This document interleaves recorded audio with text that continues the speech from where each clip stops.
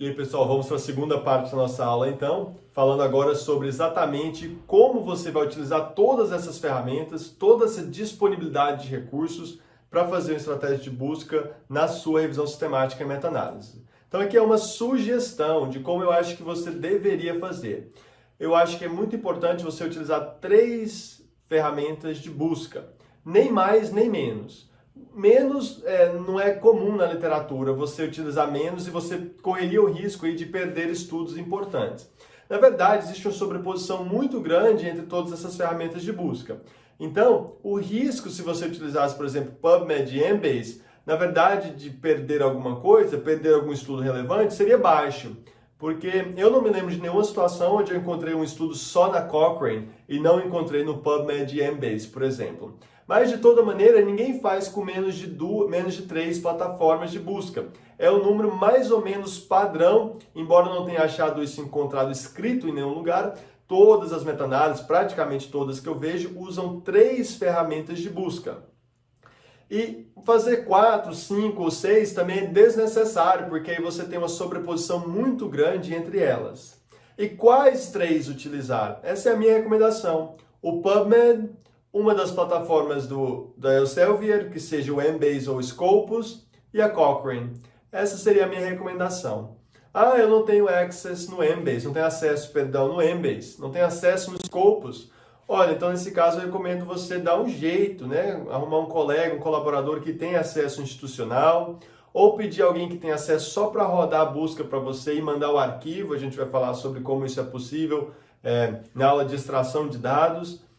Você monta a estratégia de busca, pede alguém que tenha acesso para rodar e mandar os arquivos, exportar para você. Enfim, tem uma série de possibilidades.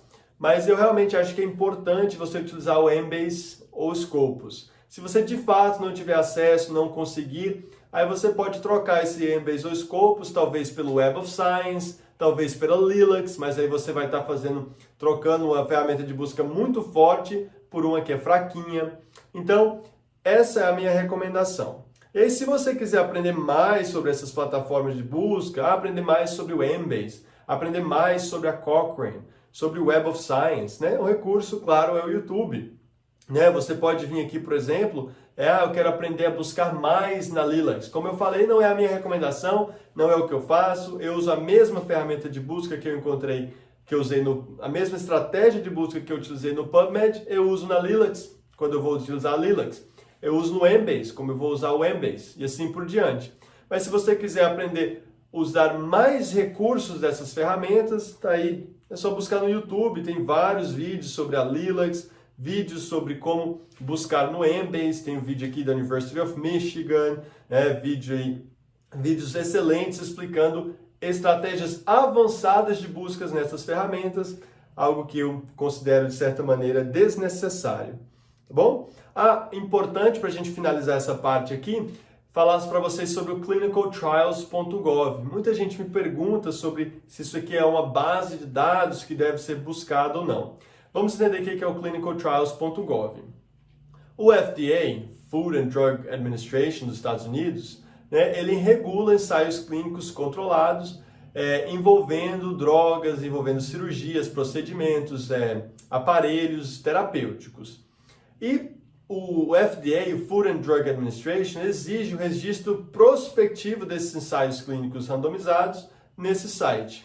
Tá bom? E às vezes até ensaios clínicos que não são randomizados também. Não é só para estudos randomizados, tá bom? Então são geralmente para estudos que envolvem, igual eu falei, intervenções, drogas e assim por diante.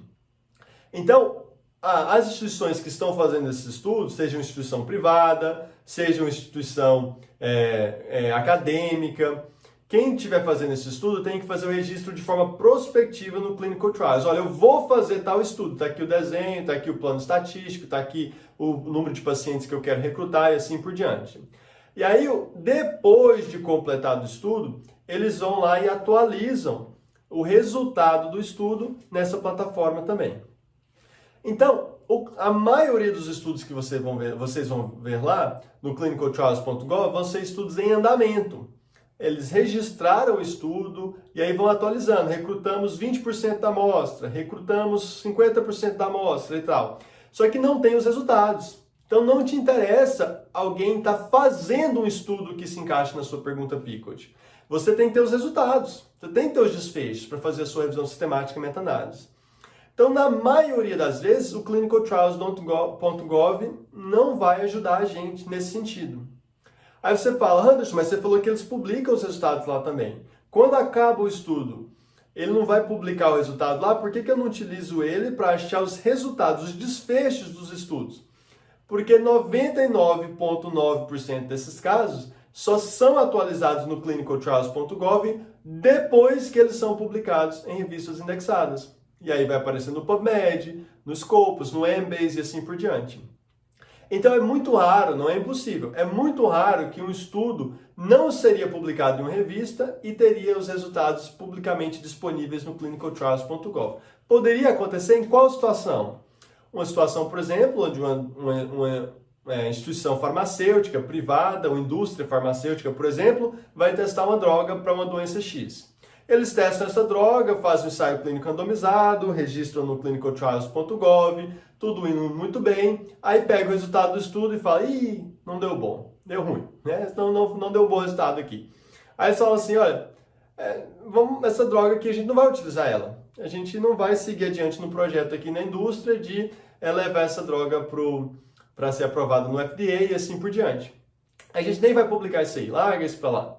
Aí, o FDA ainda obriga essa instituição a publicar os resultados de forma aberta no clinicaltrials.gov. Então, é possível nessa rara situação em que uma droga, uma cirurgia, qualquer intervenção, alguém que faz o estudo não tem mais interesse em publicar. Só que como estava registrado no clinicaltrials.gov, o FDA e o clinicaltrials.gov obrigou eles a publicar os resultados lá nessa plataforma. Então você pode utilizar o clinicaltrials.gov para buscar estudos que se encaixam na sua pergunta Picot. É algo que eu não faço sistematicamente, porque é muito improvável que eu encontre um estudo lá que não esteja no PubMed, que não esteja no Embase e assim por diante. Se você for buscar no clinicaltrials.gov, né, utilize isso de forma adicional àquelas 3 plataformas que você já escolheu. Você não vai substituir uma delas pelo clinicaltrials.gov. Como eu disse, a maioria dos estudos lá vão ser estudos em andamento ainda. Estudos que ainda estão sendo executados, tá bom?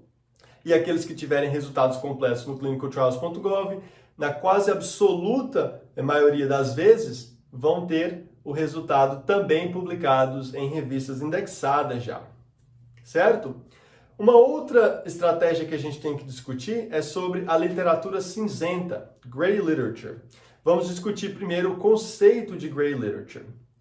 Gray Literature é definido da seguinte maneira: tudo aquilo que é produzido em níveis de governo, meio acadêmico, negócios, indústria e que não é controlado por editoras comerciais.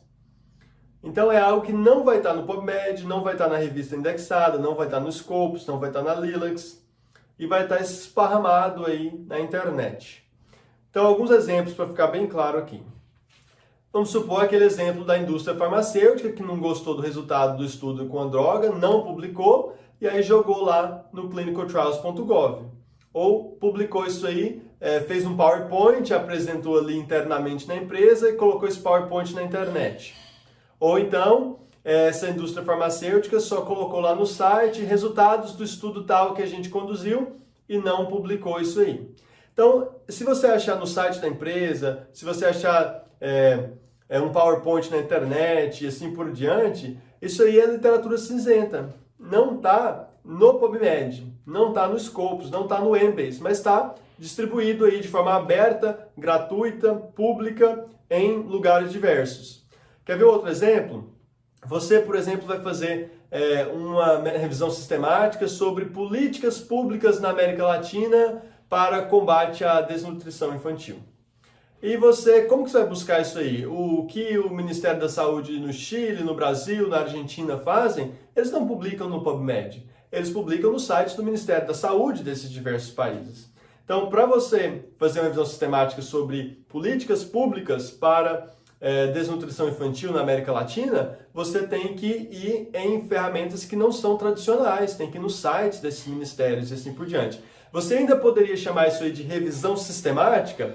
Poderia, se você estabelecer que a sua revisão sistemática ela vai ser feita de maneira X, tá certo? Se você vai fazer a sua revisão sistemática de uma maneira pré-estabelecida, vou buscar em todos os sites dos Ministérios da Saúde. Então ainda é uma revisão sistemática, porque você definiu a priori qual vai ser esse sistema, qual vai ser esse método sistemático que você vai utilizar para executar a sua revisão sistemática, nesse caso. Então ainda pode ser chamado de revisão sistemática, mesmo que não esteja os resultados no PubMed, por exemplo, nos Scopus e assim por diante.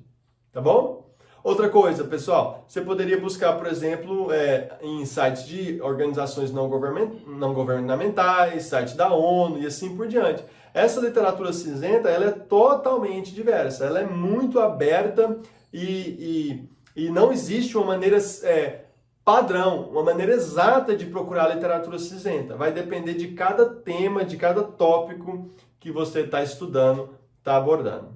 Tá bom? Vamos falar na última parte aqui, na terceira e última parte da nossa aula, vamos falar sobre registro prospectivo das suas revisões sistemáticas de meta-análise. Até agorinha!